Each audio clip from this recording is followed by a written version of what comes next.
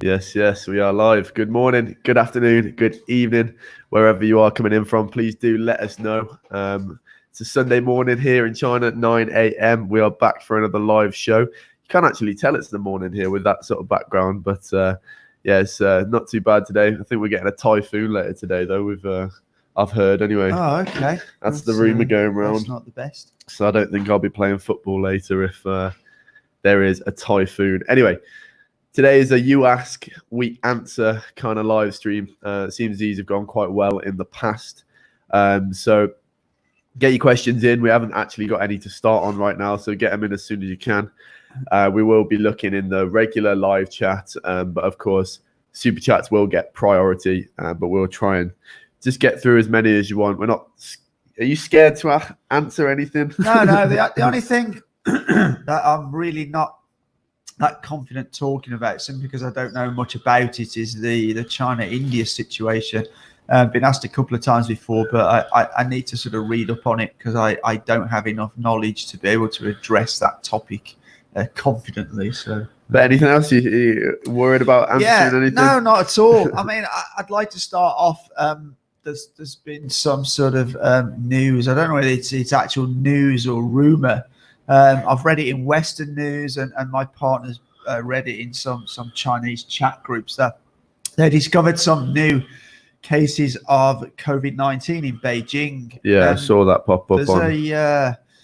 There's a sort of thought, or they're investigators, that it may have come from some imported salmon. And then I'd read another report. Again, this was only Western news, actually, that they closed down a fruit market. And they tested the people at the fruit market and found around 40 people positive for COVID-19. However, none of them were showing any symptoms. So that's quite interesting. But I can't confirm whether that is absolute definite, simply because it was in Western news. Right. So you never know. Yeah. So sometimes Western news takes 3 cases, and by the time it gets printed in Western news, it's turned into 300 cases, So that was the same when they had a little cluster in Wuhan. It's like, they've locked down the whole of Wuhan because they've got lots of new cases, and it was actually 6. Yeah. So this is sometimes how media do kind of like exaggerate stuff. And it's quite funny because in the UK, when I was growing up, there was always a saying called Chinese whispers, where things get exaggerated as they get passed on. Yeah.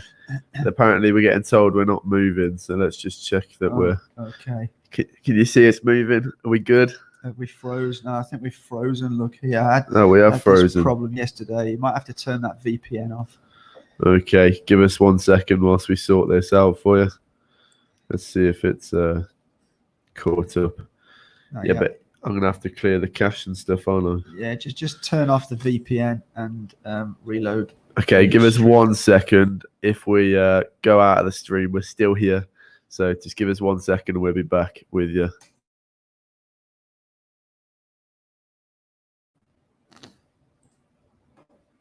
If you just refresh now.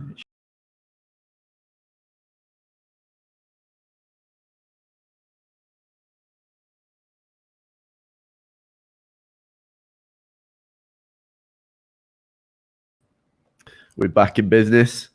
We'll just have a look on our tablet here. We'll be able to see technical issues. Oh God, I don't want to be knocking over that water, do I? No, you definitely don't. I think it's just a little bit behind on here. We'll just make sure we're all up and running. Yeah, okay. It looks like we're good. It seems we're okay now. Okay, Arthur, CGTN reported 6 new cases, 2 markets closed. Yeah, that's what I'd sort of read. I didn't catch it on CGTN. I caught it on the news, but in the WeChat groups within China, it's been going around that it's possibly come from some imported salmon. I obviously, the Chinese authorities will be looking very closely into this, but it seems as though most of the new cases they do discover here tend to be asymptomatic. As I say, these markets, they found some cases at all. None of them are showing symptoms, so that's quite an interesting one, and we'll have to see how that develops. But I can assure you, they are seriously on top of things here. there was some news came out in the week that the Chinese authorities are setting up countrywide hundreds and hundreds of testing labs for COVID-19.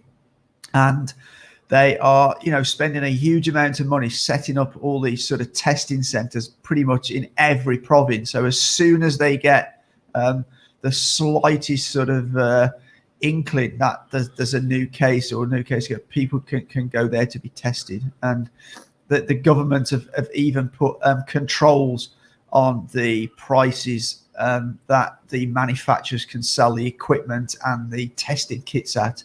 So companies can't sort of, aggressively profiteer out of that, which is, again, a great thing. So, within the next month or two, there's going to be a massive network of testing centers. I think they obviously realize that it's something that's not just going to go away. And there's going to be a sort of still a risk or a danger there for some time to come. So I guess that's why they're setting up these sort of, schemes, places and such. Yeah, it was only last night that they took away the security gate on my road. So ever since the end of January, there's been a security gate on my road. Even to get into the area, you need a temperature check. They have been super relaxed on it the past month, though. I'd say 90% of people were just going through and they didn't really check anybody. But they've finally taken it away. But I'm sure that would come straight back if there were any sort of cases popping up in Shenzhen. Here in Shenzhen, it's sort of, there's still places that are checking your temperature. There's others that are not. So it's a bit of a mixed bag at the moment. And like, not everybody's now wearing a mask. I think if you go on like a metro or a bus or in somewhere crowded, people generally wear masks. But generally outside, sort of maybe 50% do, 50% don't. We were in a hot pot restaurant last night and it was pretty busy. It was exactly like it was before the pandemic, which is, it must be a massive relief for restaurant owners, because I think they've got hit so hard. You can imagine they're in these big shopping centers. They've got to pay high rents. They've got to pay staff. And then even when they do come back, they have maybe 50% capacity. Yeah. So, and their food and their rent doesn't go down in price. So it's just like they're probably working to just break even, aren't they? I think the governments have done a lot to help these businesses, but I still don't think it will be enough to compensate for what they've probably actually lost, which is so I guess it's a massive relief for them. They must be really feeling happy that things, and I think this is why, if you look at what's happening in America now, they've kind of, even before they got it under control, they started to open the country back up. And I'm reading every day now, there's more and more states with increasing amounts of cases being reported. And this is, it's obvious to me that has happened because they've opened things up too quickly. However, you, like you said before, there's always that number. Well, there's that point where if you keep things shut too long, there's a direct correlation between the economy and how many people lose their lives from suicide, from other sorts of things. They can't pay for food, they can't pay for rent. Homeless, people being homeless go up. So there's always that dichotomy between the two, which is incredibly hard to balance. It's because it's a new thing, it's unprecedented times. No one knows the right answer. It's like one person saying this and one person saying that, and it all gets politicized. But if you look at the analysts are saying now in America that it's getting to the point where they might have to start shutting things down again for a second time. So this ultimately, if you shut down, open up, and then have to shut down again, the cost, I think there'll be to the economy is much higher than if you just shut down once. Just for that, the maybe an extra 2 weeks of shutting down in the first place. And obviously the riots around the George Floyd incident have not helped, because there was huge amounts of people out all mixing together. Pictures I was seeing, maybe 10-20% of those people were wearing masks. So I'm sure that would have contributed to a wider spread of the. I'm sure over there, if they opened things up and tried to close them down again, I don't think they would be able to do it, because I think there would be a proper uproar about it. Yeah. Because I think the mindset over there is more people than not think that shutting things down is against their freedoms, and they should separate the weak and the infected as best as they can, but let the healthy people do, what they want to do. Yeah, but maybe. I've heard a good point. I've heard a good point several times saying that nowhere around the world that I've seen anyway. Let me know if I'm wrong in the live chat, because I've not seen this anywhere. But there's a lot of studies to show how upping your physical health is massive during this time. Stop smoking, stop drinking so much, stop eating so much sugar. Make sure you're dosed up on your vitamins. Yeah, and it's just boosting your immune system. Yeah, and all this stuff helps massively. It was in America. I think, I won't get my statistic exactly right, but I know it was a very high number. It was over 50% of people. I think it was around 80, 90% of people were vitamin D deficient, the people who died. So that says that's one thing that could be a massive indicator to. Yeah, I think they've identified a certain blood group as well that is more susceptible, and that may be why you're seeing more African people become die. I don't know. And I think there's some statistics out of the UK, and this will sort of back up what you just says, that poorer areas are suffering worse than sort of more wealthy areas, and I guess that is probably down to diet. In poorer areas, they tend to eat not so high quality food, which will lack as many vitamins. They're probably less likely to do exercise. They're probably more likely to smoke and drink than the more affluent areas. Okay, just want to address a super chat from Hayley Rule. New Zealand is COVID-free. Thoughts on that? I think New Zealand, as well as Australia, did an excellent job. They acted quite early on, and they shut down flights. I think New Zealand has got a very good prime minister. I can't remember her name, but she seems to be pretty good. She seems to be pretty switched on.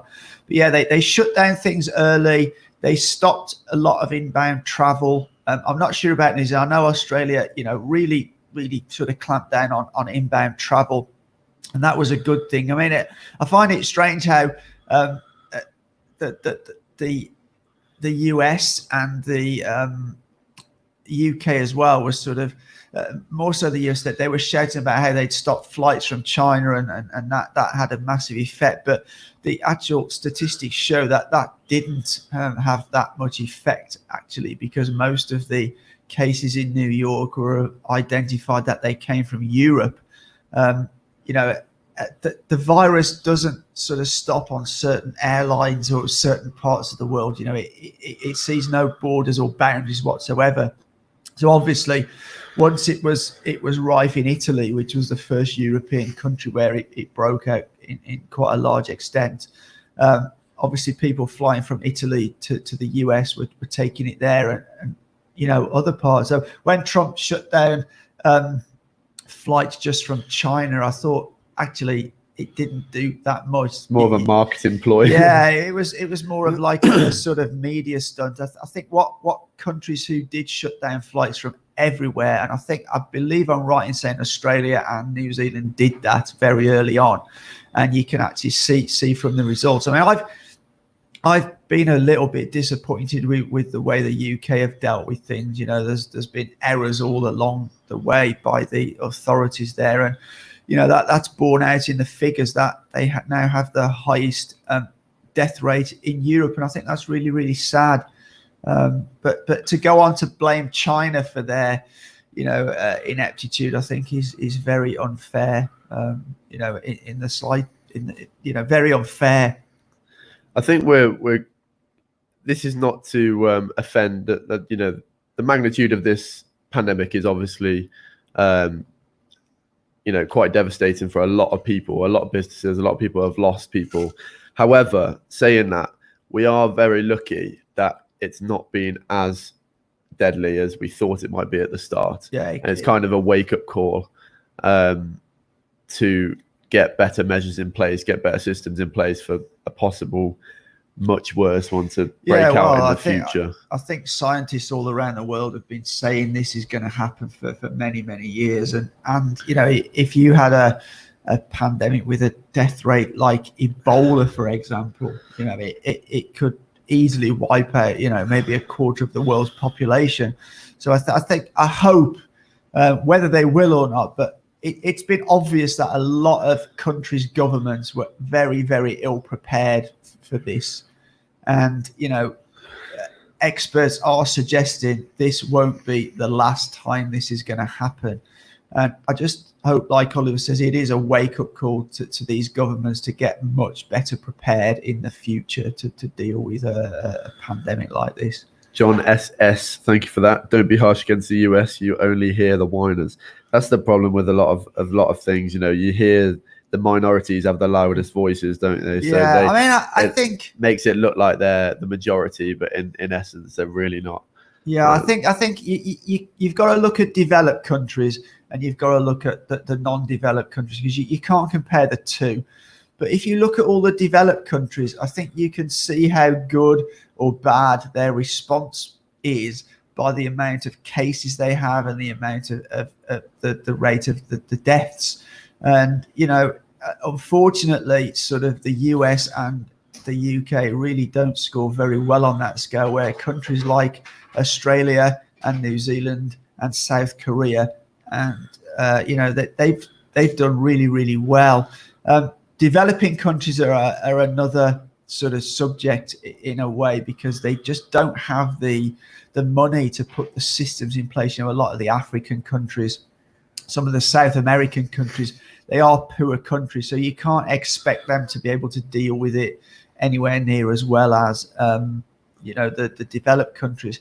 And this is you know, where the WHO comes into play. You know, they normally, you know, really assist the sort of poorer countries a lot. So this is why it's a bit crazy that, you know, the US has cut off funding to the WHO, because it's, you know, what you've got to remember, to get a pandemic like this under control, it has to be under control all around the world. You know, if you've got all the developed countries which have controlled it, you can't open those countries back up if it's still raging in Africa, because it will just come back in. So, you know, will we end up with a situation? Obviously, countries are going to open up their flights selectively. You already see this with China. You know, they've opened up flights for business visa holders to Germany, to South Korea, I think to a couple of other countries. But if you look, they're the countries that have done the best. You know, they're not going to open up flights to a country where it's still raging, because the likelihood of somebody from that country bringing it back in is very, very high. So, yeah, another one here from Uperman. Barrett, what do you guys do for work in China? Well, for the last 5 months or so, we have worked full-time on YouTube. Thanks to everybody watching immensely. You know, all the support on Patreon, the support on these live streams, even just watching the videos. You've made it possible for us to be able to, you know, live on what we earn from YouTube. And, you know, that makes, in turn, we can create more content. And almost, I use a little bit of my savings. Right. Yeah, and just so you know, most of the money that we do get from this, we invest back in at the moment. We're buying new equipment. We're paying to go to, you know, places to make more interesting videos. And yeah, it basically just all in all brings much more content to the channel. So we can't thank you enough. And we do work on YouTube full time. I'll just check if there's one above that. No. So Heng Lin is in here again. He's a massive supporter of the channel. We can't appreciate it more. So here's his question. Thoughts on Taiwan and Tai Ing-wen? I don't know what that is. They seem to get praised a lot for how they handled COVID-19. Yeah, they do get praised. I think they what Taiwan had done is they had set up, because they have experience of SARS. They set up a central kind of command, so they were much more ready than any other place to deal with it when it hit. and they did seem to do a good job there. But yeah, they do get praised a lot. I mean, I think China also deserve a lot of praise, and I think it's sad when the people at the WHO, Bruce, I can't think of his surname, but there's a guy at the WHO who you know, they praised China a lot for how quickly they dealt with it. You know, there's a lot of people level that they were a little bit sort of slow at the start. That may be the case. However, what you've got to remember is that China was the first country where it was discovered, and it, you know, the clue is in the name, novel coronavirus. And you know, it takes time to sort of look at the pathogen, explore it a bit more, find out how the virus is spreading and things like that. So I think to a point they do come in for a lot of unfair criticism over that. You know, it would be interesting to see how, if it had occurred in another country, how fast they would have been able to do things. And I was watching a very interesting documentary. It was on CGTN, where they were interviewing the head of the CDC here. And he was sort of talking about meetings they had and information they passed on, even before it was kind of fully public. And they were working with people from the American CDC here as well, because the Americans do have their own CDC people here in China. And it seems from what this sort of head of the Chinese CDC was saying, that all the sort of information that was shared at the time directly with the CDC here, and they also conducted sort of telephone meetings with the WHO and CDC in other parts of the world. So this accusation that they didn't sort of share information, all what I've seen and read and listened to seems to point that they actually did share the information. And I think if you look at the countries that are sort of criticizing China the most, it tends to be the countries who've dealt with it the least best, the poorest. You know, where you take, for instance, Germany. It seems to me that the German press is, although is still a little critical, is a lot less critical than some of these other countries. And I pick out Germany because of all the EU countries. You know, they have dealt with it very, very well. Their death rate is very, very low. And I think that's because they got their testing much better in the early days than other European countries. And I don't know how much of this testing issue was based on the government not having or not being able to procure the test kits, or whether it was just their ineptitude to deal with it full stop. You know, I just don't know the answer to that. It's strange, right? Because I say again, I listen to multiple different podcasters, and they're usually, most of them are from America, right? Mm-hmm. And quite often it comes up about this coronavirus, understandably. And if they ever mention China, it's almost like it's obvious between the two of them that they're like, oh yeah, but China obviously lying about the numbers. It is obviously way more rife than they're saying it was. And I think, I have no idea whether the numbers are real or fake. That's not the point I'm making. But they lack the understanding how different society is in terms of clubbing together to get over this sort of pressing issue, to like together, rather than just thinking, oh, I have my individual freedoms and things like that. Yes. They all stayed inside. They take the advice from the government. The government put in place loads of different measures all around, you know, nationwide, and everyone's wearing masks. And all of those things together, compared to like the average citizen in the West thinking, I don't need to wear a mask, I'm still going to go out because it's not going to affect me, and held to what the government say, I can do what I want, kind of thing. That those things alone are going to make an enormous difference. As well as how quickly they actually acted to put measures in place. Like their argument is on this on these podcasts is basically, America's got 150,000 deaths. China has 4 times our population, so they must have at least 4 times the deaths that we had. But it's just they're acting as if, you know, it's they've acted the complete same. The countries have dealt with it in the same way, which I is think just going not to the the case. numbers, I don't think there's many countries out there where you can get accurate figures because there's so many things at play. There's going to be older people who've maybe died at home, which could be COVID, which may be counted in or out. You don't know. There's people in nursing and retirement homes who may or may not have died of COVID, yes or no.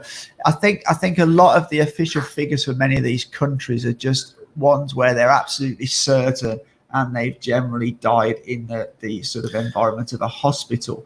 And I think the numbers of cases as well is absolutely flawed, because if you let's say you have two countries, each have a population of 10 million, for example, and one country is doing 500,000 tests a week and another country is doing 100,000 tests a week, there's going to be a massive difference in the amount of cases they report. Yeah. So obviously the amount of testing a country does will be directly proportional to the amount of cases they discover. report. So actually these numbers are pretty meaningless. I would go as far as saying they're fake all around the world. Yeah, every country they're fake, because there's no way of knowing what the legitimate number is.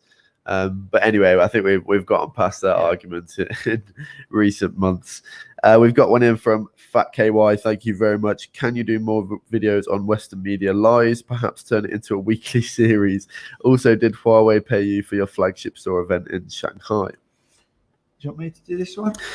Western media lies. I mean, it's not something that we do weekly. I don't think I'd want to do it weekly. I'd say, as you already know, this channel is predominantly pushing back against the anti-China sentiment that we see on the ground. Of a lot of things are not particularly either true or accurate. So I think it would be pushing it doing a weekly series. I think what we want to do is, rather than do just these kind of videos, and unfortunately because of the COVID-19 pandemic, we haven't been able to do as much as like is actually just traveling to different parts of China to show you actually what it's like, rather than just keep coming out with talking videos. Exactly, we want a sort of 50-50 mix where we do some of the talking videos. And the Western media lies about China kind of videos, I like to wait till I find something that's really that I can back up. I don't want to move into the more sort of rumor and conspiracy area. The last video I put out on Friday, which was more Western media lies about China, they were two fairly good researched areas that I could be very confident in talking about. And the second part of that question, did Huawei pay you for the flagship store event in Shanghai? Well, we haven't actually been to it. We haven't actually been there yet. This is something that's coming up in the next week or two. No, they didn't pay us. They saw the video that I did on Huawei, and they invited us there to do that, but they haven't paid us for doing that. And we don't accept payment for our videos as such. If somebody wants us to do a video, we have someone who wants us to do a factory video that they can use for their customers, and we will obviously negotiate a fee for that. But it's primarily to shoot a video that factory can show to their customers. We may get that footage to put on our channel as well. For a long time, we've wanted to do a kind of series like how it's made, where we go into various factories, and we have our first sort of real bit. We did do one on a bong factory when we first started, but we have our first sort of really good one coming out on Monday. It'll be about 6:30 China time when that video releases, and that's at a KN95 mask factory. And again, we weren't paid to do that. We volunteered to do that. The one thing we did get, we got treated to a really nice lunch, but the people were great. We had a great lunch with them. We did the video in the factory, but in that video, please have a look at it, because there's a really funny part about a third of the way in. It could have been quite serious, but it ended up being quite funny in the end. So so look out for that on Monday. We've got another one in from Trevor Norman. Good to see you back in here. I noticed you put a comment saying we were messing up your sleep schedule with all these live streams. So thank you for joining us again. UK, no temperature checks.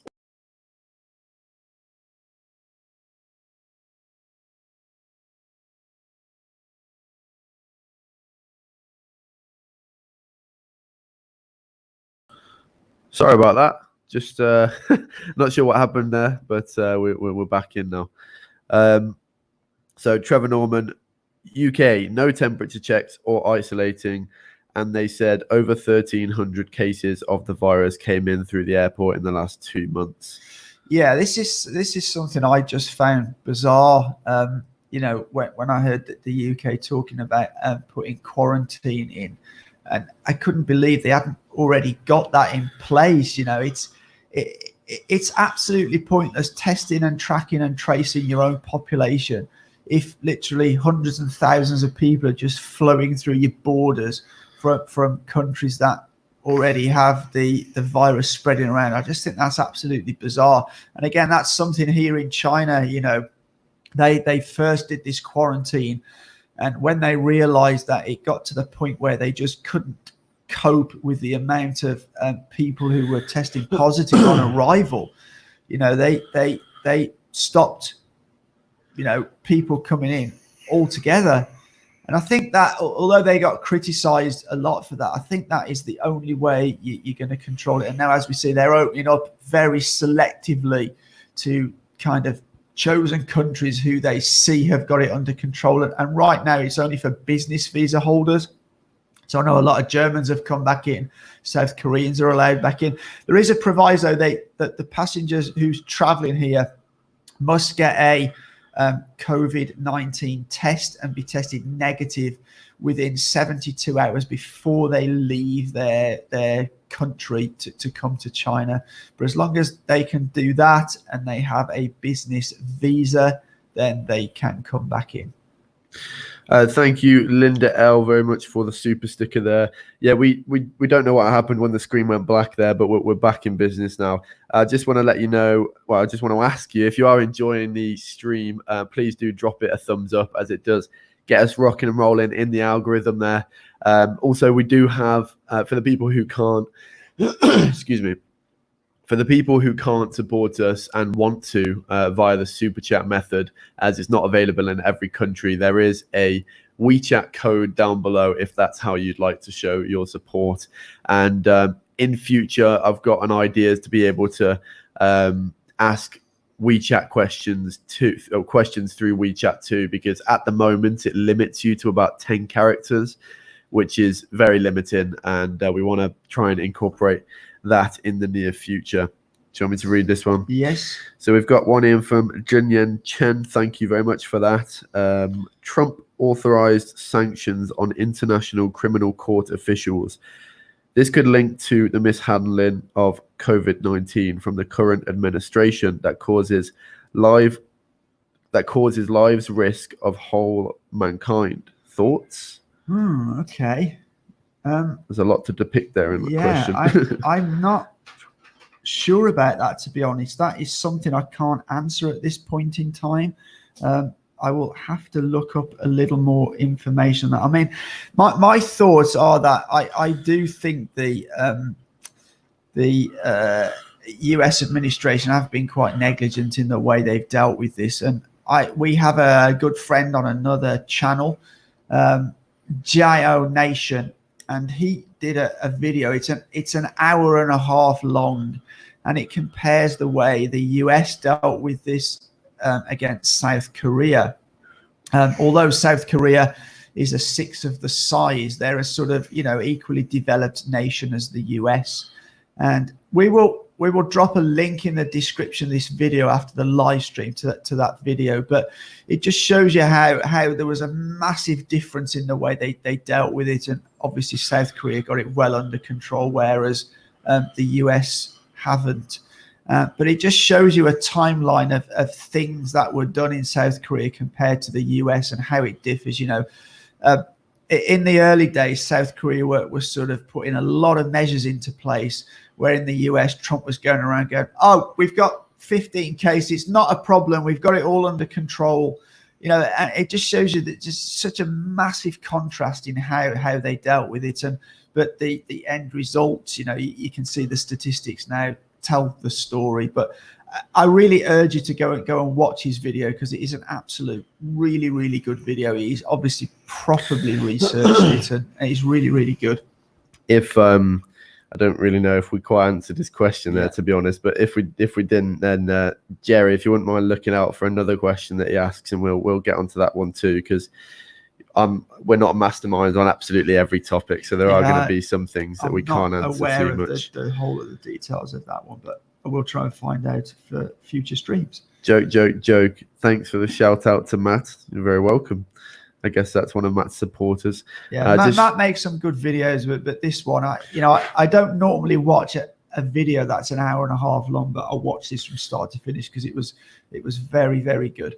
It's like a documentary. Almost. It is, yeah. It's almost like it's the kind of thing you'd probably see on a big funded media channel. It was really good.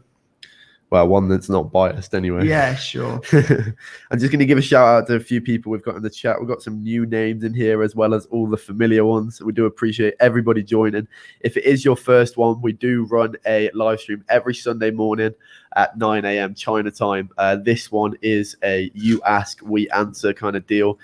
So we're getting into all the super chat questions. And if we don't have any super chats in, we'll go to the live chat. And it seems to be going well. And on a Wednesday night, which is better for the European viewers, which is 9 p.m. Wednesday night China time, we do also have a midweek kind of casual chat with a group as well. I think we'll have some more guests on the future on our Sunday one as well. And the moderator in the chat is one of our upcoming guests, which is This Is China. And you were on his show last night, weren't you? That was a good watch. I did.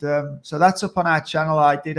He interviewed me. So if you want to find out a bit more about me as a person and what makes me tick, go and have a look at that one because I quite enjoyed that. You'll find out a couple of things about me that maybe you didn't know before. But yeah, it was good. I enjoyed that. Yeah. So if you missed that, that is now on our channel, and that was hosted by Jerry. This is China, who you'll see moderating the chat tonight. Big shout out to Jerry. Go and subscribe to him if you haven't already. Mm-hmm. He lives in a very beautiful city called Qingdao, and we will be making our way over there in the future. Sami Jabber, I'm so sorry if I'm butchering the names here. You should look into bringing Caleb Maupin, political analyst, journalist and YouTuber, onto one of your streams. The things he says are very insightful. Well, I'm not aware of him. No, I'm not, but we'll certainly let me write that down. Write it down, and we'll take a look at him after, and we might be able to get him on in the future. Thank you very much for your contribution there.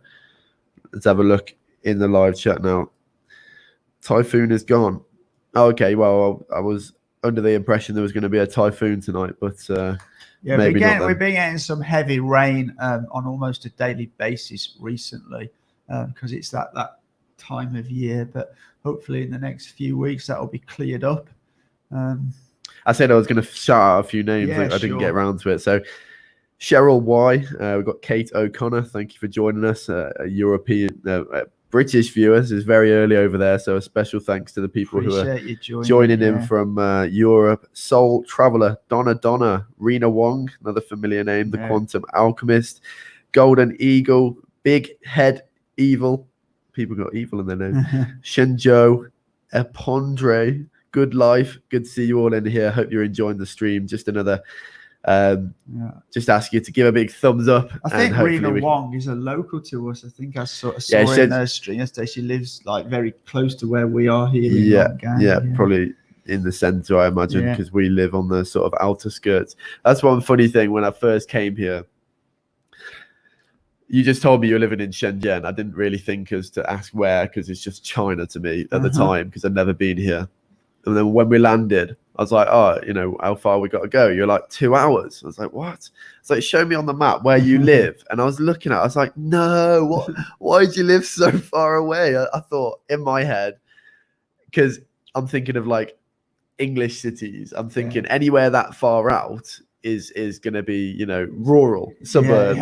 I thought there's going to be nothing there. But when I got here, it's like, so we live about 45 minutes on the metro from the center of Shenzhen, and it's more built up than London. It's incredibly built up, and it's kind of funny that I thought it was going to be nothing here. I think this is a thing that I really struggle to get across to people back in the UK just how big Chinese, the big cities in China are. They're massive, and they're very populated, because in China you have this thing where there's a lot of high-rise apartment blocks. Yeah. So even if you took the place I'm in, if you took every apartment and built it as a house like it is in the UK, it'd be like its own city. It'd be like its own how. city, because so many people live in such a small area because they built up rather than flat. Yeah, I think we should so it actually makes do a a big video difference. about this. We've had conversations before about the benefits to the way they build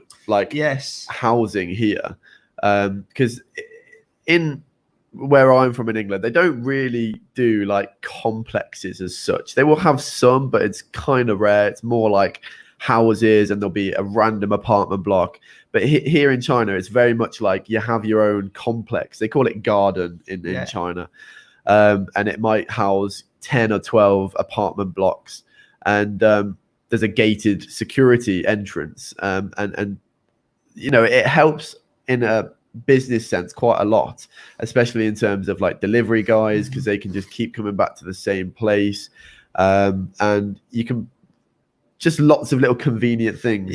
There's a lot of servicemen who can just go to one complex, and that's where they'll work for their career, or they might get sent to a different area. That's right. But and you'll have you'll always have a sort of few shops and restaurants around them, because there's so many people in that one complex. It's enough business for the restaurants and shops. And that's something you just don't get in England. Where I lived before, it was like a 10 or 15 minute drive to the nearest store to buy anything. Whereas here, within leaving your sort of apartment complex, within 2 minutes walk, there'll be a stores and restaurants and facilities. My place just blows my mind. Like, I can barely think of anything that I need to buy that isn't within 60 seconds walk of my apartment.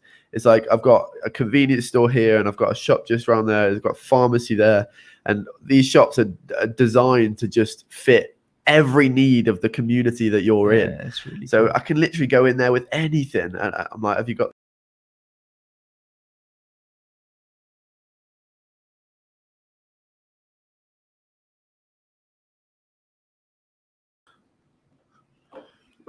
second the black screen again? Sorry, we'll keep disappearing on you. We're not. I think it's something to do with the VPN, but it's too late to fix that now. So in the future, we'll get that fixed. But it's just some technical issues that you just sometimes can't help when you're live streaming. Yeah, what I was saying anyway is, but you get the gist of it. You can pretty much get anything. It's super accessible here, and I hate the word because it's used so often here, but it's super convenient. It really is. To just do anything really quickly, and that's one of the reasons. Combine that with the electronic payment here and stuff is just so easy. Oh yeah, just yesterday. I haven't got a dustpan and brush. I thought about it, and I was back in my apartment within 5 minutes with a dustpan and brush. And I'm thinking like, that was just so easy, and it cost me about 20 yuan. Well, I like to have a coffee in the morning. I've got my own coffee machine, and I grind my coffee and make my coffee. And then sometimes I get up, it might be 8 o'clock in the morning. Oh no, I've got no milk. If I've got no milk in the UK, it'd be, I got to get dressed, I got to jump in the car, I got to drive 15 minutes there, go to the supermarket, get the milk, bring it back. It's at least half an hour. At least half an hour, maybe an hour in total. Here, I can get on an app. Within 10 seconds, I've ordered milk. 20 minutes later, there's a guy at my door with 1 carton of milk, and it's cost me maybe, actually I use the Alibaba supermarket. The name just slips my mind, but the first delivery you have every day is free. So I can get 1 carton of milk delivered. It cost me like 11 yuan, which is about £1. And I haven't even had to pay any delivery on it. And it's like... And this goes back to what we were saying before. They're bringing so many things to this apartment block where they make the money on the other things That's as well. right, yeah. So it doesn't cost them any They're more. not just delivering one person's order; they might be delivering 6 or 7 people's order because there's that many people use these services. So it's really great. The one that gets me, I know we're hammering. We'll get to these super chats. I do apologise, but the one that I'll never forget, and we are hammering this point home. But I was just sat in my friend's apartment, and there was a store downstairs, right? Literally, it would have taken us a minute to get there, but we were so lazy, we couldn't be bothered to go down and get the beers. So we ordered the beers up to the apartment. 15, 20 minutes later, a guy comes up with a crate of beers at no extra cost. It's like, oh, wow. It is really, really good. But in turn, it does make you kind of lazy if you take advantage of it too much. It does, yeah. Anyway, we'll move on. So we got Cam33MM. Thank you very much for your donation there. You should try to bring in Western politicians, business people, journalists, and even celebrities. Well, okay. And talk about bias about China. Most will say intellectual property, human rights, counter research. It would be really interesting to get someone on like that. We should start sending a few more emails. We will try and get now our channel's a little bit bigger. We might have a chance of doing that, very possibly. But it is hard to get a hold of some of these people sometimes. But we will try. We will try and That's get a good idea, though. A mix of people on. So my friend Tony, who was on about a month or so ago now. We will try and get him back on as well because he has a very interesting perspective on things. He's been living here for sort of, 12 or 13 years, and he's just started his own YouTube channel. So at some point we'll get him back on as well. But yeah, we will try and get some sort of more people on. Like maybe like Kim Iverson or something like that. We could shoot her an email. Yeah, I don't know whether any of you watch Kim Iverson's channel, but she's pretty good. She's I think she's a American Asian who has a challenge, and she sort of attacks some very interesting topics. So if you haven't seen her channel, go check that out. You know what you can do to help us out is give us a tweet. Our Twitter's down in the description. Give us a tweet if you know anybody that you'd love to see on the show, and then go over to their channel and comment in their box or tweet them and say, oh, you should go on the Barrett show, you should collaborate, and you can help get us into contact, and we'll give you credit if you do so. That would be really helpful. We've got another super chat in from Rob GTI 180. Thank you very much for the euro donation. Great show, guys. Oh, it's from Ireland. Well worth staying up here in Ireland. Oh, I love the Irish accent. Oh, it's 10 out of 10. Yeah, especially on a woman there. Irish accent. I was just about to say so nice. It just makes me melt. And they're such lovely people. I had some friends over in Southern Ireland, and whenever I went to stay there, the hospitality was just amazing, as well as the scenery there. The scenery is pretty nice there as well. But yeah, they're very hospitable people, very friendly people. I live in England, as you know, and I lived in England, and I've never been to Scotland or Ireland. And I'm traveling more of China. It's kind of weird. I should get, because I've spoken to a lot of Chinese people who have been to Dublin, they've been to Edinburgh, and they're telling me how it is. Yeah, but on the other side of the coin here, there's lots of Chinese people who've not even been to the capital city, Beijing. So you tend to not take advantage of the places where you live. Yeah, that's true. I mean, Jerry asked me on the show yesterday, do you have any sort of thoughts of returning back to the UK? And my answer was not at the moment, because I'd love to spend time just traveling to all the different parts of China, cities, all the rural areas. And I literally think you could just do that for years and years and years, because it is such a massive country. Yeah. And it's not even like, you go to different areas and it'll be similar. China is so big. You've got literally every kind of scenery you could think of. You've got such differences in the people. You've got different, ethnicities here. It's just such a big place to explore. And, I've only seen a tiny bit. I mean, most of my time has been in the tier 1 cities. I have been out to more rural areas, but not for any length of time. And I'd really love to explore much more of this amazing place, really. Yeah, I mean, the whole of the land in Europe can fit inside China, so that gives you just a bit of a concept of how big it is. Yeah. Because when you think of how many different countries and cultures there are in Europe, it's the same in China. Yeah.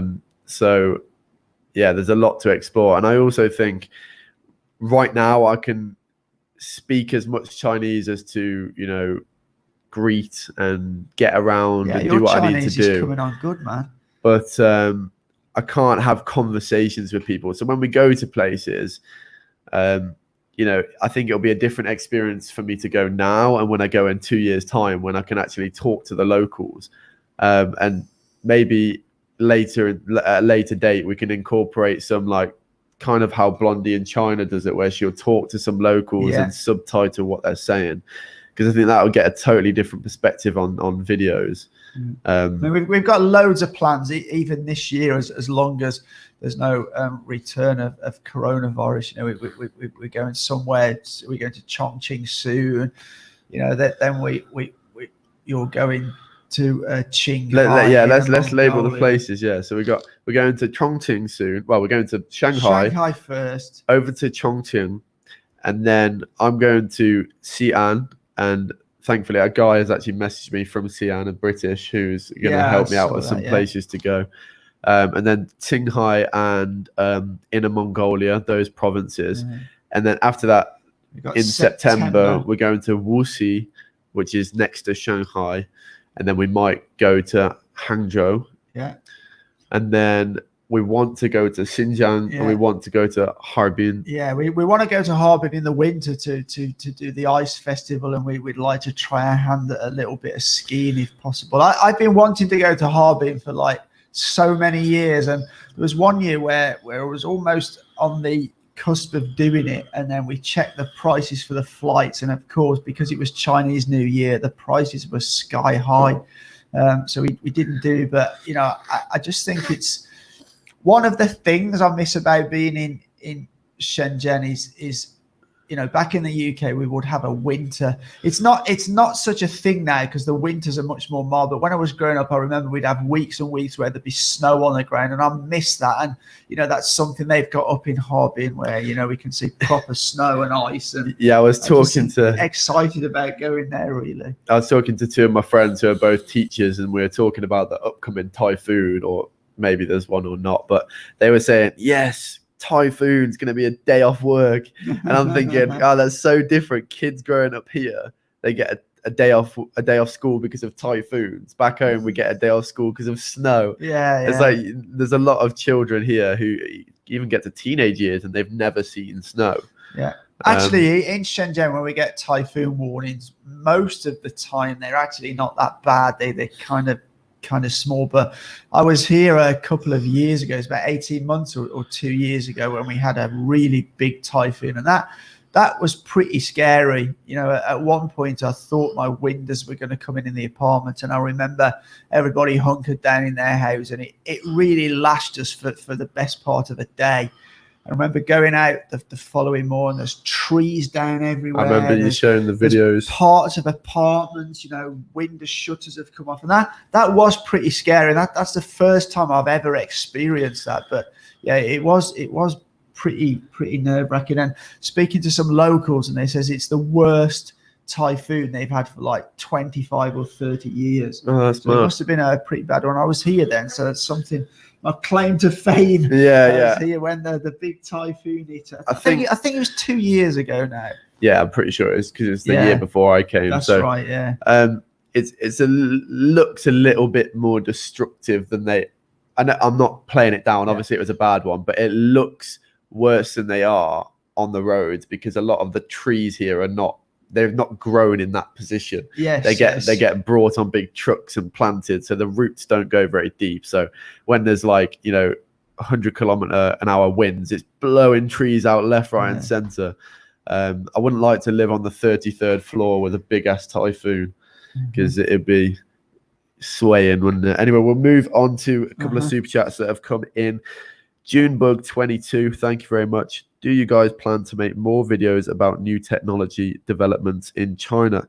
While the US is imploding, China seems to be moving forward at warp speed. You're absolutely right. And well, we're both quite interested in technology, you more so than I am. Yeah. You're reading up about technology, all day, every day.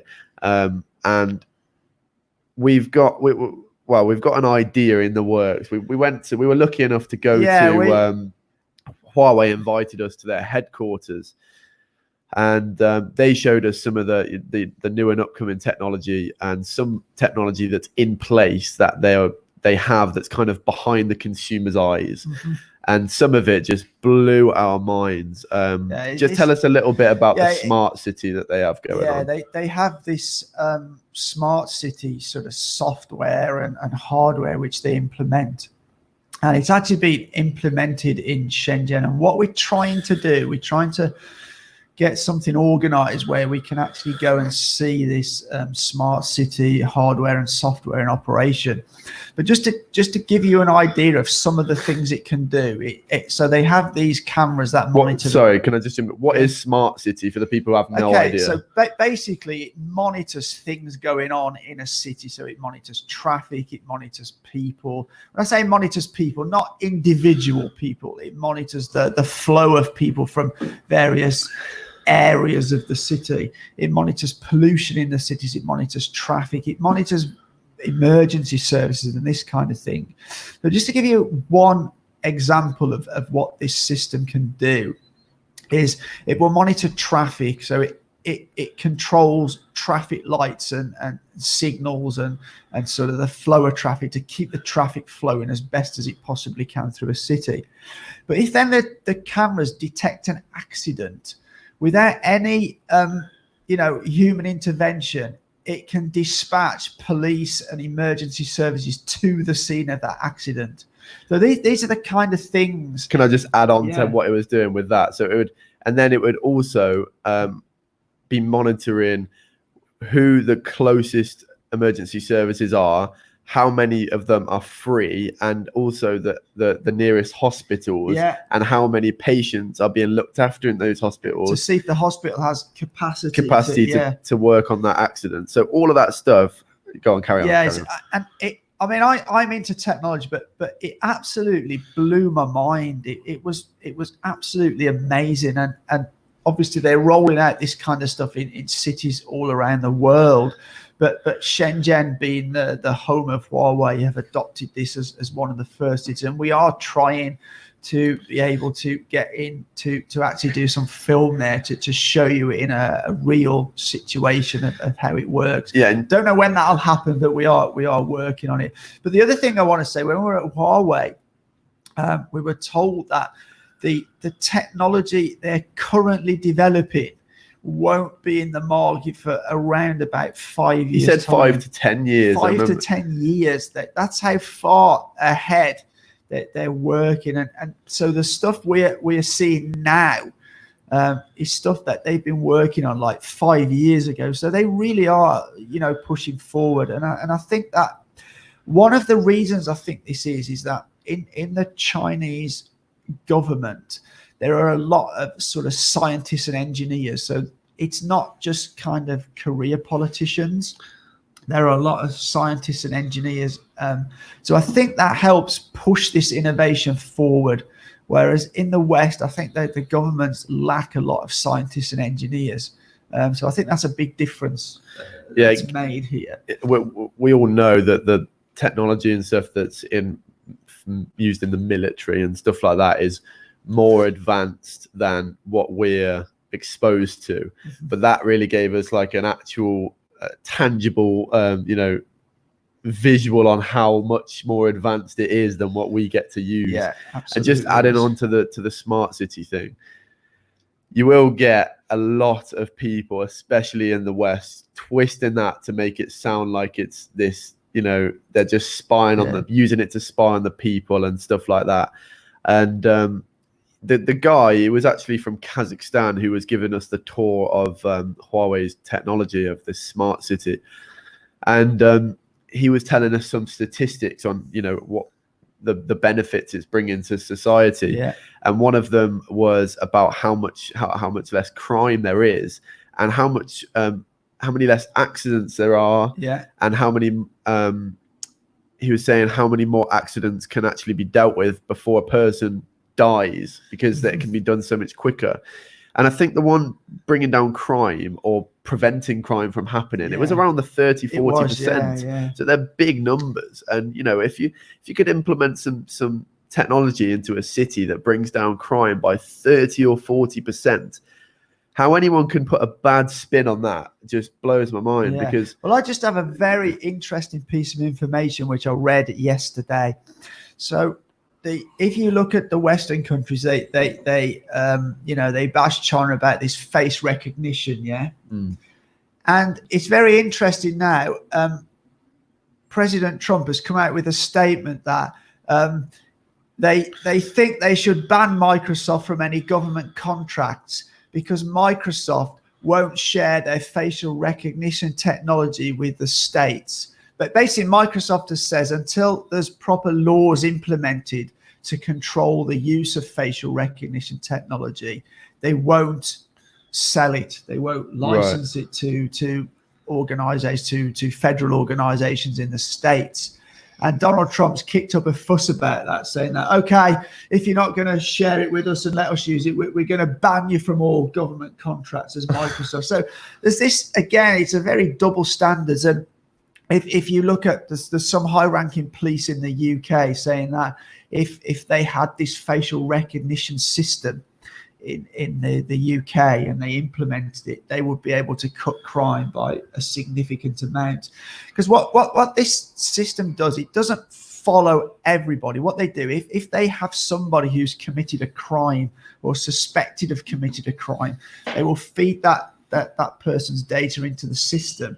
And then, if they're struggling to find out, you've obviously got to realize that when you're looking for a criminal in a population of over 1 billion people, it's not as easy as if you're looking for that criminal in a population of 100,000 people.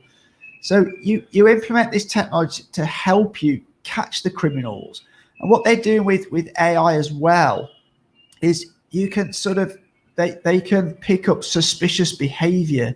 So if somebody is in a place where they necessarily shouldn't seem, if there's people in a place where you wouldn't expect people to be at a certain time of night, then the system will alert the authorities and the police can go and check out, well, what are these people doing, standing at the back of this, bank at 2:00 in the morning, and the system can then trigger the right people to go and look into that. So it's actually a crime prevention as well, because they're using this AI technology, and I think eventually most cities across the world will implement this kind of thing. It's just that in China the population are less paranoid about their so-called privacy than people in the West. So things tend to get implemented here because they see it for the good of the overall population. They don't look at it as I'm personally going to lose some privacy. They see it as these systems are implemented because it's for the good of the wider population. That's a big difference between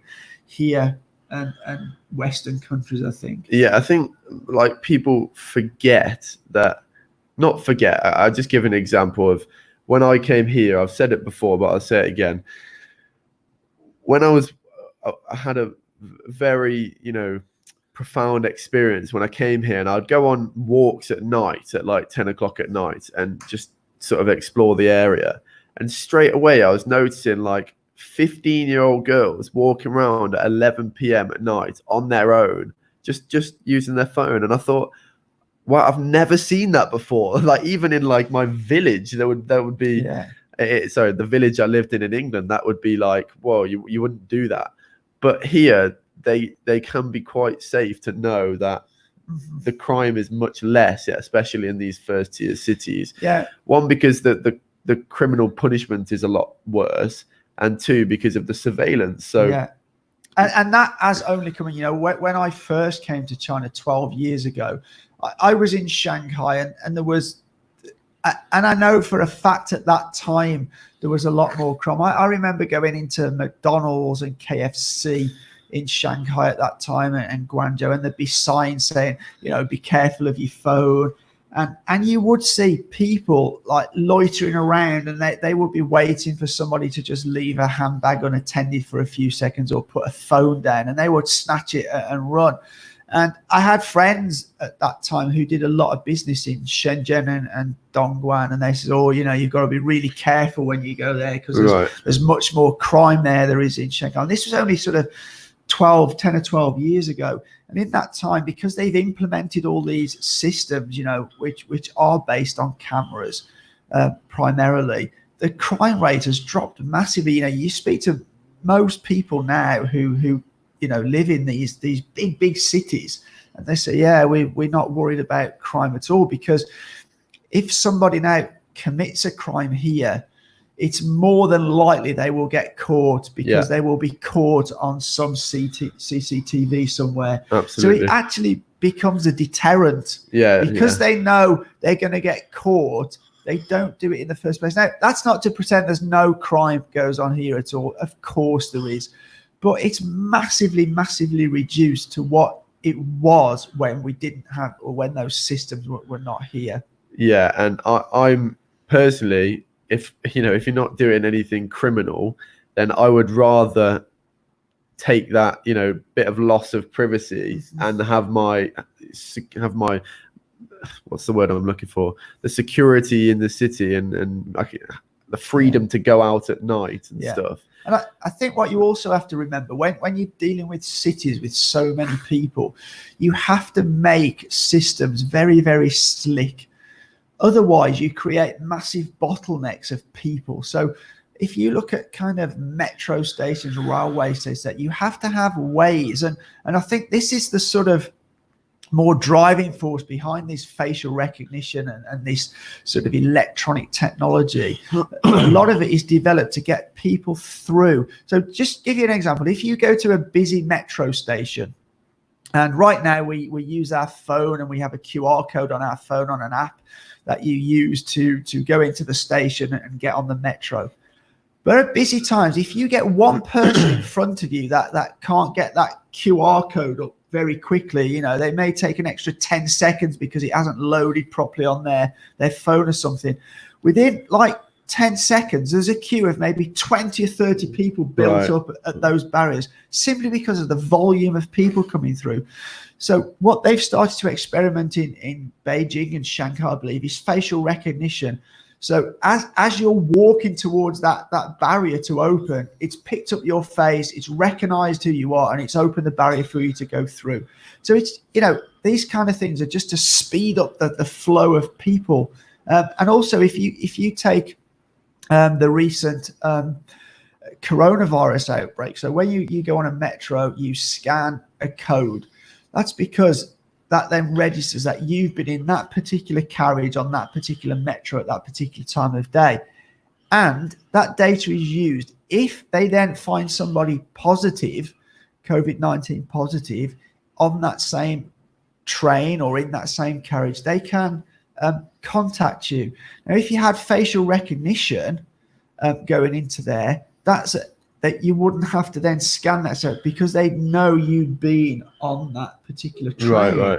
So there's all these things where if you look at it if you take away let's say the privacy aspect, which, as I says, people are not so concerned with here because they see these systems as a benefit for the wider society, where I think that's a somewhat very different in Western developed countries. Yeah, and I just want to add one more point onto that with the privacy thing.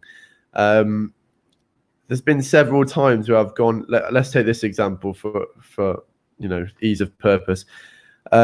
We went into a shop and they've got this new sort of device which allows you to just pay with your face for WeChat. This was not actually Alipay. And I was with Christine, my girlfriend at the time, and she was like, oh wow, it's just a convenience store and I haven't even had to get my phone out. And she's only seeing positive in that. She's like, oh well, it's so convenient. I've literally, I'm in and out within 30 seconds. Yeah. Whereas even when I remember when Google Pay and Apple Pay was starting to come into effect in England, and I was working behind a checkout at a supermarket, and most of the older people would go, "Oh no!" I'd say you can use your phone to pay if you like, or tap your credit card on the machine. No, can't be doing that. They're going to be stealing my details and stealing my money. Like, they'll only see it as like a negative in terms of, oh, you know, they're going to get more data about me. They're going to steal my details and whatnot. So there's a massive change. But what's funny is those same people, they're quite happy to sign up for one of these so-called loyalty cards at a supermarket. Exactly. Or tick the terms and conditions of every website. And they will, you know, these supermarket loyalty cards in the West, they collect so much data. You know, a lot of those supermarkets know more about your shopping habits than you know, you yourself. And the other thing give that example you said about women getting pregnant. And there was a store, I believe it was Target in the US. They could tell when women were pregnant based on their buying habits. And you know, that is before they even knew. Sometimes. Well, they sent a mailer to a household in the US, and they basically were advertising baby stuff, and this girl's father got quite annoyed about it.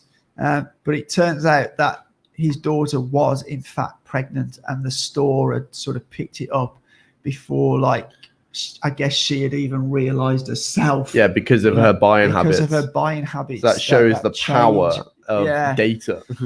And the other thing I would say is many Westerns, people cite this privacy thing, yet most of those who have a social media profile, if they're active on Facebook and Twitter, they give most of that information away for free. You know, you go onto people's public page of Facebook, there'll be their pictures all over it. There'll be their birthdays on there, what music they like, what films they like. You know, then they might use one of these apps where they check into restaurants to show where the friends, so you know where they've eaten, you know where they've shopped.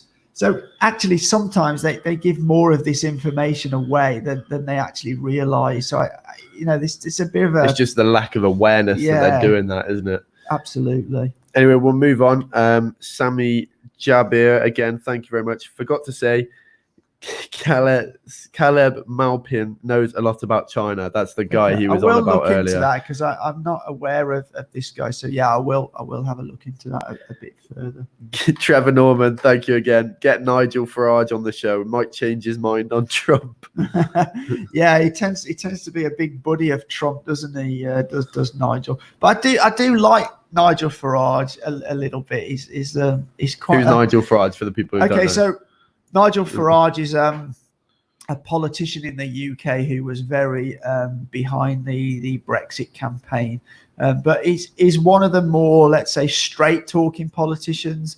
I think in the UK now, politicians don't like to talk straight. They don't like to say what people are thinking in case they're branded as racist or what they're saying is not politically correct. So I do think he's one of the politicians that do sort of speak a bit straighter than others. John SS, thank you for the contribution and the recommendation. Go to Banpo and Big Goose Pagoda in Xi'an.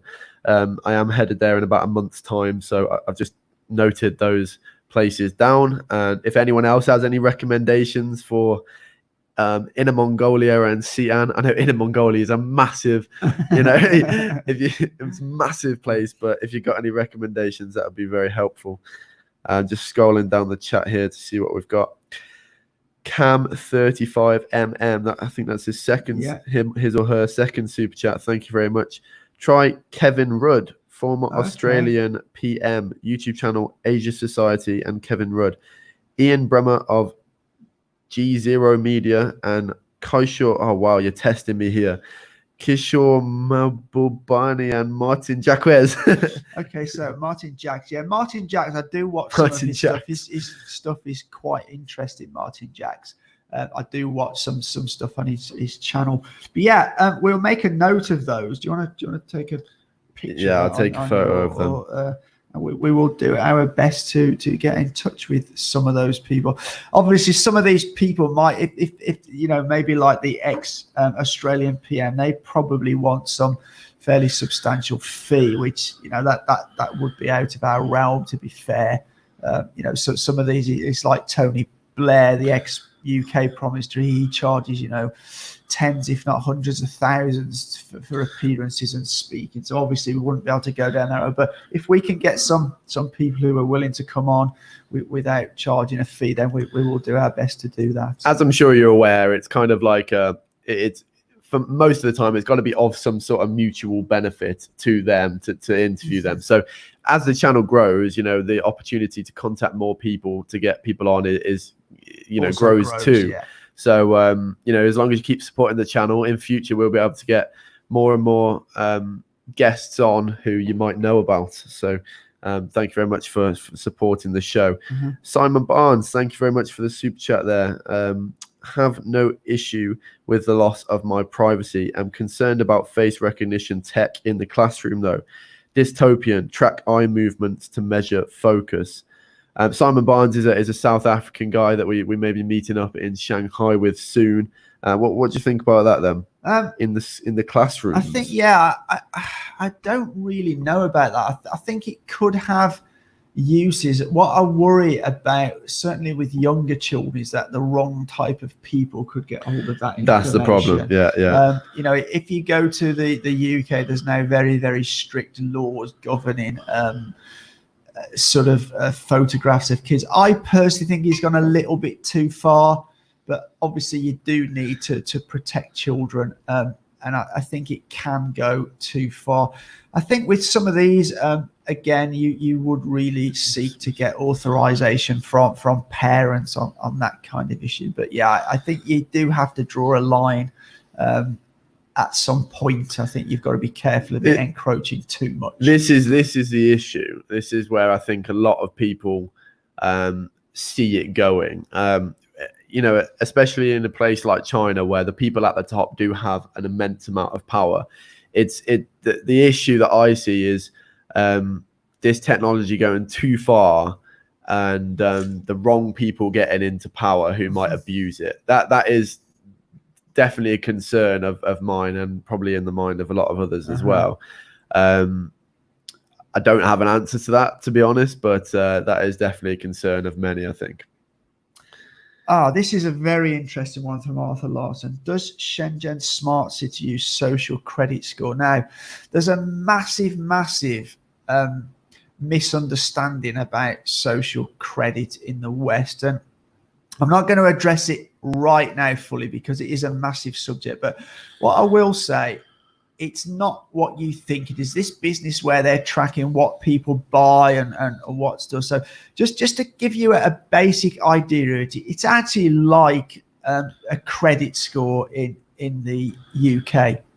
So previously, China have had no system in place to know the credit worthiness of people who want to borrow money or you know want finance for a business or so forth. So they've started to implement. Many different regions around China have been experimenting with different systems. There are a couple of ones that are a bit more national. Alipay have one, and I think Tencent also have one. But primarily, what it is a credit scoring system. It's not like this. Oh, if you play too much video games, there have been trials where small areas have done trials on more sort of private stuff, but it's nothing. It's just sort of trials at this stage. But what primarily is, if you want to borrow money from a bank or an institution, you get a credit score. Now that credit score is based on your assets, your income, your job, if you own a house or not. Very, very similar to what it is in the UK. But the major difference is that if you get made bankrupt here, or you have an order against you that you owe money, say you've borrowed some money to the bank and you haven't paid it back, you will be put on a list that stops you from doing certain things, like staying in expensive hotels, taking expensive flights or train journeys. because the sort of theory behind that is if that you can't pay your debts, then you shouldn't be able to afford to stay in luxury hotels or travel abroad until you've paid that debt. So you're put on this list which excludes you from doing certain things within China. Upon repayment of your debt, if you settle your debt, you're then taken off that list and allowed to do those things again. Now, I actually think that's not a bad thing. You know, I've seen many instances in the UK where people have declared themselves bankrupt and owed huge amounts of money to many people. And then 2 months later, they've got another business up and running. They're staying in smart hotels. They're flying first class abroad.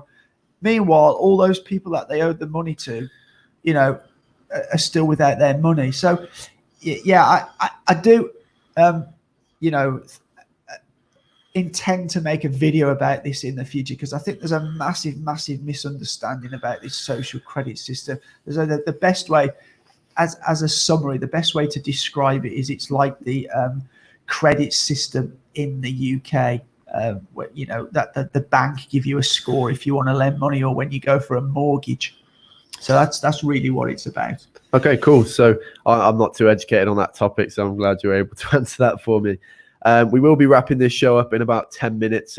We just get to a last few questions. If you do have one, make sure you get it in as soon as possible. If you wouldn't mind as well, if you are enjoying the show, getting any sort of value from it whatsoever, please drop a thumbs up, as it does really help us out more than you probably realize. Just to mention again, if you would like to support us via WeChat, if you can't use the super chat feature and you would like to, our WeChat code is down in the description, and it would be massively appreciated over there also. We've got another super chat in from Rob, GTI 180. Question for Lee. How would Mr. Farage react on Boris's suggestion in letting 3.5 million Hong Kongers become British citizens? Yeah, well, the short answer, I don't think he'd be too impressed. I'm a bit confused why they've done what they've done. I don't think they've actually said they can all come in, but I think they've changed some visa restrictions. They've lengthened the amount of stay. I personally don't think the Hong Kong security law will change anything to do with the one country, two systems at all. I think there's been a massive overreaction to this law from the West, especially the Five Eyes nations. And it's a bit ironic that all of those countries have national security laws. The Hong Kong legislature have had like 23 years to act under Article 23, and they haven't. I see that China have seen more and more meddling in Hong Kong's affairs by the Five Eyes nation. You know, even there was, I think Daniel Dumbrell spoke about, there was some US politicians even on live streams directing sort of things that were going on in the Hong Kong protests. And I think, you know, no country would accept that. You just imagine if there was some protesting and riots in the UK, and you got Chinese politicians live streaming to the protesters, directing them what to do. There'd be absolutely uproar. But, you know, these countries seem to think that it's okay to do that with Hong Kong. And I can understand how, you know, frustrated China must be with that. You know, Hong Kong is part of China, and in my eyes, it's no business.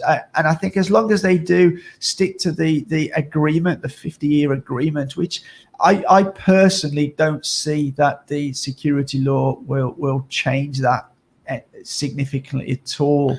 You know, this all started from an extradition law, which again, I think, you know, it's something that needs. Hong Kong were not able to send somebody back to Taiwan that had committed murder for trial. You know, it's not just about you know, deporting people to the Chinese mainland. It's about deporting people to all over, you know, any other country in the world. So I think Farage would be a bit shocked if that was allowed, you know, as he's worked so hard to stem immigration from the EU, you know, to then suddenly find 3.5 million Hong Kongers turning up. One of the big problems with immigration in the UK, we just don't have the systems to deal with it. The hospitals have not been funded enough to deal with those extra people. The schools haven't, so it would be a big problem. Well, we've got an interesting interview lined up when the borders open up between Hong Kong and mainland, haven't we? So just let us into that. What's going on there? I've made sort of friends over the time I've been here during this COVID with a very interesting gentleman. He's an elderly gentleman. He's retired. He lives in Hong Kong primarily, travels to China frequently. But he's a British guy. He's lived in Hong Kong for 30, 40 years, I believe. He was there when it was a British colony. He was there through the handover, and he's lived there since.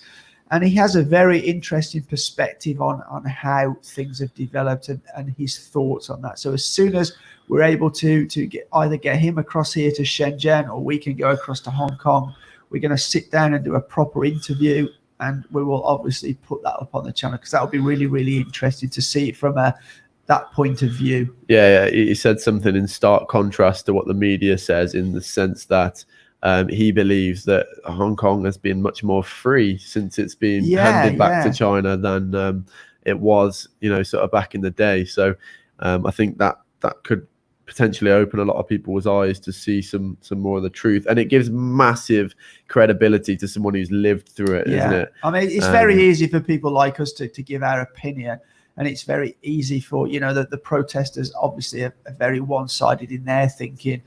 We try to be balanced, but sometimes you don't see exactly everything. But he's a guy who's lived through it from being a British colony to being back under Chinese control. So it'll be great to get his perspective on that and his thoughts. Yeah, so we will wrap this up very shortly. We've got a lot of comments coming in about the California clowns, but we won't turn this into a hate show. We've mentioned that quite often. So I think we'll say our parting words here. One thing I want to ask is people to. We said we're going to Chongqing soon, and we want to we use our backwards and forwards camera setup so that you can hear us talking about stuff, having conversation about topics while showing you the city. Two things: if there's any beautiful scenery, beautiful places in Chongqing that you know about, please do let us know in the comment section of the video when this goes live, because we might not see it in the live chat. And secondly, any topics that you want to see us cover. But before you do say that, please have a look through our channel to see if we've covered it already. And if you've got anything that you want us to cover or talk about, comparing some societal topic between two countries or whatever, then please do let us know in the comment section when this video does go live. Now we've got a super chat in here. Half of it's in Chinese. I do apologize. My Chinese is not good enough to read that as of yet. But Christian Cho, China and America are not that different. Barrett knows what I'm talking about. Actually, there's I'm sure he's on about you. I'm not sure. But one thing I want to say on that is I was actually talking to a friend about that yesterday, in the sense that there are two countries who are very patriotic. Yes. And I think American people like to think that Chinese people are really patriotic and brainwashed about their own country, but they're not. Yes. And I think it's very much like the America think they are the kind of number one. A lot of them do anyway. And I have talked to someone from America, and he says during their education system, they are kind of led to believe that they are the top dogs. Yes, no one, we're the pioneers, we're the innovators. And for a very long time they were. Yeah, sure. They've undoubtedly they've done amazing have things. Some amazing things to the world. And I know sometimes I feel very negative. I speak very negatively about the US, but they have done some amazing things. When I was growing up, I would look up to America and think, wow, I remember being a school kid when they launched the first shuttle into space. Now, my parents had seen the Americans land the first man on the moon, and that was just amazing, and obviously I wasn't born at that time. But I remember the shuttle going up and I was just absolutely gobsmacked. And that was America that did that. And you know, they brought some fantastic innovation to the world. But I think what's happened now is they've seen a country catch them up. Yeah. And in some respects, overtaking them. And that's put them into panic mode. And I just wish the US would have an administration that would embrace that and say, look, okay, we're equal on certain things. Let's work together. And for the good of the rest of the world, instead of trying to fight each other, because obviously all this technology is going to benefit everybody. Yeah. You know, don't get insular and go, oh, this is all mine, and we're not going to share it. You know, imagine if they clubbed together the thing that how different what we would be thinking about right now in terms of the pandemic, in terms of combating climate change, combating poverty, world poverty, combating deforestation, these kinds of things, and pollution. Like it'd be totally different world, wouldn't it? You just take this COVID pandemic. You know, China have said from the start, you know, China are one of the countries that are most forward in developing a potential vaccine, and they've said right from the beginning, look, we'll share this vaccine. You know, we won't make it expensive so that the sort of underdeveloped countries can't afford it. You know, and yet early on in the pandemic, you got Donald Trump trying to buy a German company so they could have it all for themselves. So American drug companies could make the maximum profit out of it. And I think that is so. I just wish we could get an administration in the US that was sort of more into collaboration and sharing, you know, technology and ideas, and that would benefit the whole world.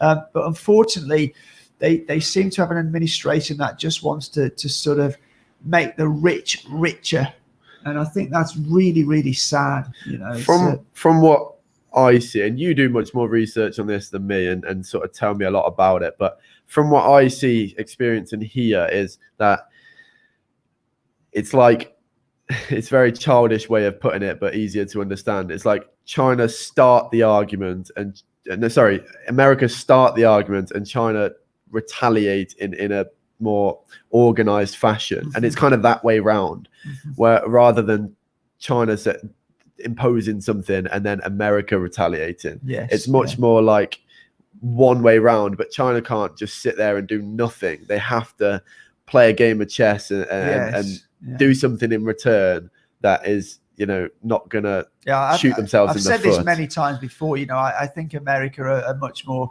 knee-jerk in their policy decisions compared to China, where they play a much longer game. You know, they're in no rush. They will cope with what's thrown at them. But I do think it's sad. I think, you know, if these sort of developed countries could all work together. And from what I understand on a lot of scientific levels, a lot of these scientists and researchers do like to work together and share stuff. But, you know, it seems to be that the US don't want to do that more and more. And I think that's a sad state of affairs.